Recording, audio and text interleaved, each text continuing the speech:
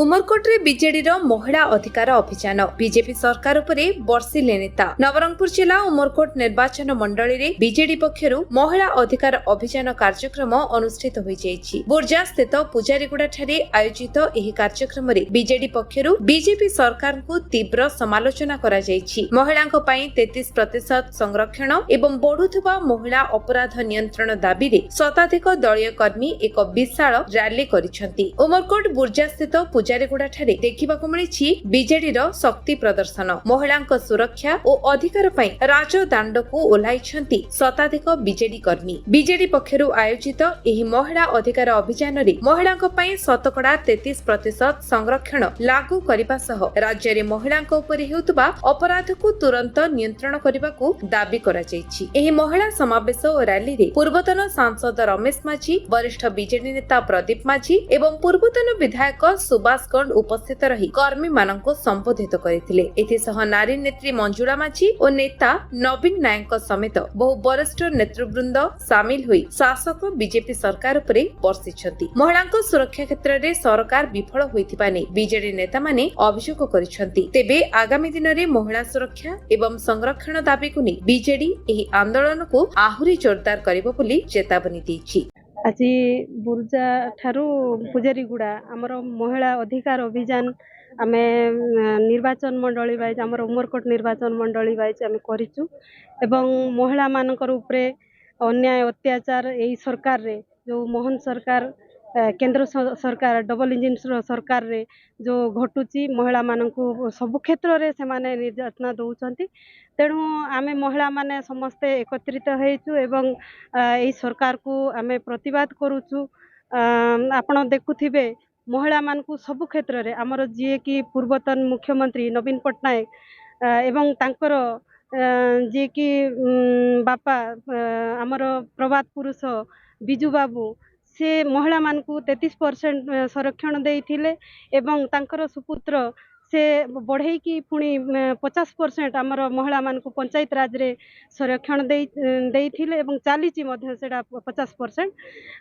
से माने कहउचंदी महिला बिल को बीजेडी विरोध करला बोली कि आमे केमिति भाव रे विरोध कलु। आमर तो गोटे सांसद आमर ओडिसा रु जाई नहांती ताहेले आमे लोकसभा रे केंति विरोध कलु। से माने कहउचंदी नवीन पटनायक विरोध कले। नवीन पटनायक कोन घरे बसी कि से विरोध कले।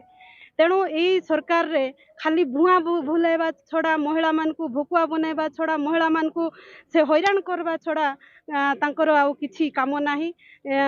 देखंतु 2 वर्ष हेलाणी 2 वर्ष भितरे आज पर्यंत को गाँव रे मध्य को पंचायत रे मध्य को निर्वाचन मंडल रे मध्य से माने किछि करना खाली रंग मरा छड़ा तांकर आउ किछि काम नाही। तेणु ए ठकिकिरी केते दिन से माने चलेबे ठकिकिरी केते दिन से माने शासन करबे एवं सही विरोध प्रतिवाद रे आज आमे महिला माने समस्त एकत्रित होई। आज उमरकोट निर्वाचन मंडली जो पुजारीगुड़ा ठारे आज उमरकोट निर्वाचन मंडली स्तरीय बिजू महिला जनता दल तरफ नारी जागरण अभियान कार्यक्रम कराई। आपण मैंने जानी जे पार्लियामेंट जे महिला बिल पारित हो सारी 2023 सेप्टेम्बर ताकू पुणी थे यही डबल इंजिन सरकार पुणी थे ये निर्वाचन समय महिला बिल को पास कले एवं ता सहित डिलिमिटेशन सहित महिला बिल को से सामिल करी बाहर प्रचार कले। से जानी जे तांकर पाखे मेजोरिटी ना हेले भी पार्लियामेंट रे आनिक बिल को उपस्थापन कले एवं बाहर प्रचार कले जे बिजू जनता दल या विरोध कला। बिजू जनता दल तो गोटे पार्लियामेंट रे आमर सांसद ना कि आम ये बिल को आम विरोध कलु। 2023 अलरेडी यहाँ पास हो सारी एणु से जो महिला आक्रोश समावेश करें नारी जागरण समावेश करी यार प्रतिवाद करुचु एवं साधारण जनता मत जानी जे नवीन बाबू महिला मान को सम्मान दियंती।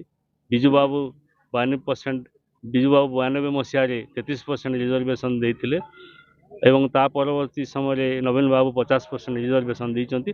महिला मान जहाँ जदि नवीन सरकार समय होती एवं वर्तमान डबल इंजिन सरकार महिला मान को अत्याचार जो भाव में चली जो भाव में दुष्कर्म हो राज्य में आपण मैंने देखुंत तार प्रतिवाद रे आज नारी अधिकार अभियान कार्यक्रम कराई साधारण जनता ये सामिल होती।